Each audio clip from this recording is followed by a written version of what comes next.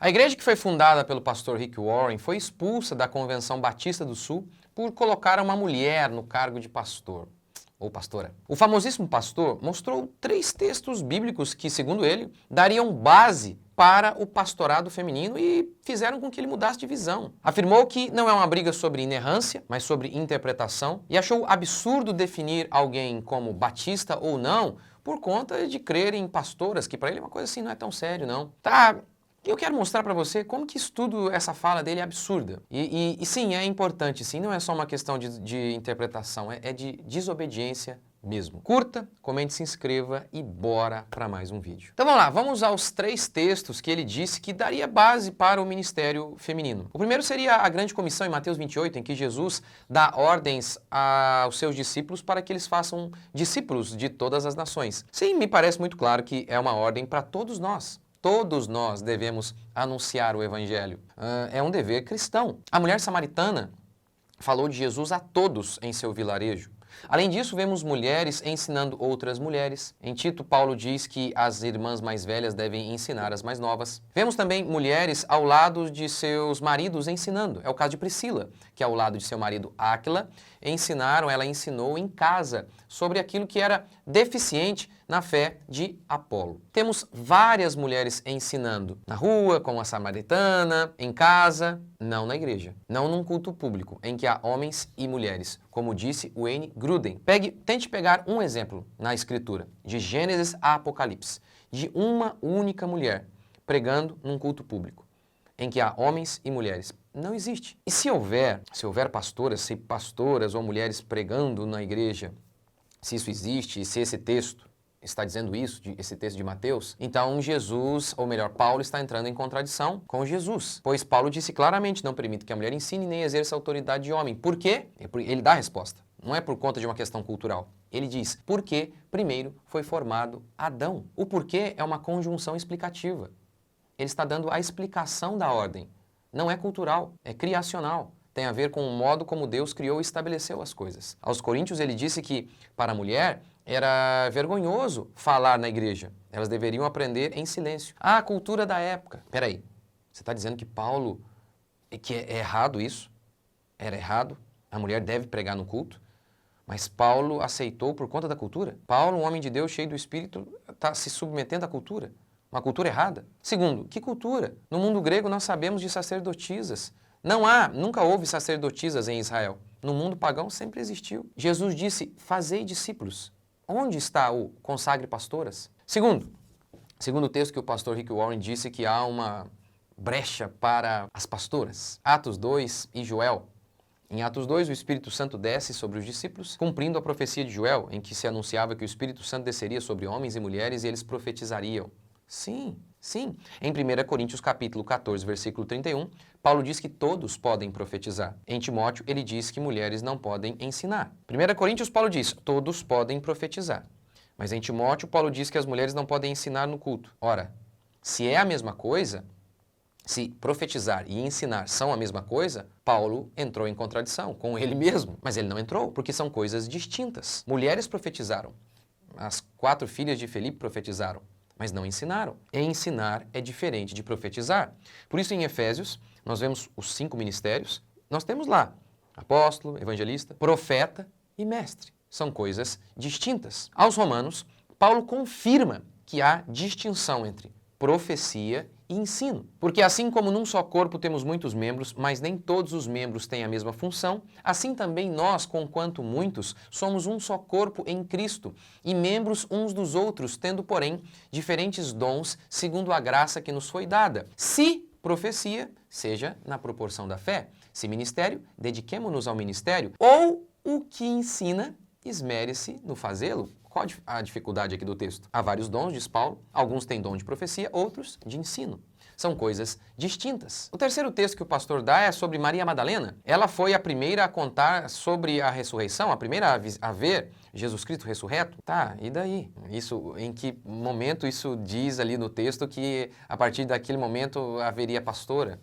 Aí já falei, os argumentos para esse texto têm a ver com o mesmo do primeiro aqui, do primeiro texto que ele deu. O pastor disse o seguinte: por mais de 2000 anos, a igreja tem debatido o papel da mulher na cultura, mas fazer disso um teste decisivo para provar se você é batista ou não é um absurdo, ele disse. Não, isso nunca foi debate até o feminismo. Não, nunca foi. Wayne Gruden, em seu livro Feminismo Evangélico, diz que até 1850 não havia uma pastora sequer no mundo. Mas olha que coisa interessante. Em 1848, aconteceu a primeira reunião feminista em Seneca Falls. Que coisa, hein? Olha que coincidência. Até 1850, nenhuma pastora. Um pouquinho antes, 2 aninhos antes ali, teve uma reunião feminista. E a tese, a espinha dorsal do feminismo é isso, não é? Os homens oprimem as mulheres e nós queremos fazer as mesmas coisas. Porque somos iguais, e somos iguais mesmo em valor, mas somos distintos em função. Mas para o feminismo somos iguais em todos os aspectos. Que coisa, hein? Até 1850 nenhuma pastora. Nenhuma. Surge o movimento feminista, que coincidência! Wayne Gruden ainda vai além, dizendo que até 1960, 98% das igrejas se mantiveram firmes, não permitindo ordenação feminina. Mas olha que coisa engraçada. De 1960 em diante, aí tem um boom. Um monte de igrejas consagrando pastoras. Que coincidência! Que coincidência também! Década de 60 é conhecida como a segunda onda feminista. Segunda onda feminista! Brrr! Pastoras, pastoras, pastoras. Tudo coincidência, é óbvio, é óbvio. O Wayne Gruden chega a dizer o seguinte: antes do feminismo, passagens claras como de Timóteo não era motivo de debate. Porque são claras. São claras, não permite que a mulher exerça a autoridade de homem. Por quê? Porque Deus fez Adão primeiro. No seu livro Feminismo, Perversão e Subversão, a historiadora Ana Carolina Campagnolo diz que as primeiras insinuações sobre pastorado feminino na igreja foi ventilada por Elizabeth Stanton, que era contra os dogmas da fé cristã. Ou seja, essa sementinha que hoje pastores pregam foi semeada por uma mulher que odiava a fé cristã. Por que tudo isso é importante? Sabe o que está em jogo? A própria Bíblia. Se você pode ignorar uma passagem clara da Escritura, por que não ignorar tantas outras? Na Europa, defenderam o pastorado feminino, depois o casamento homossexual. Joe Owen disse: conceda ao pecado 1 centímetro e ele tentará conquistar 1 quilômetro. Você pode aplicar o mesmo à heresia. Conceda à heresia 1 centímetro e ela tentará conquistar 1 quilômetro. Ninguém sabe, desvia da fé, assim, dá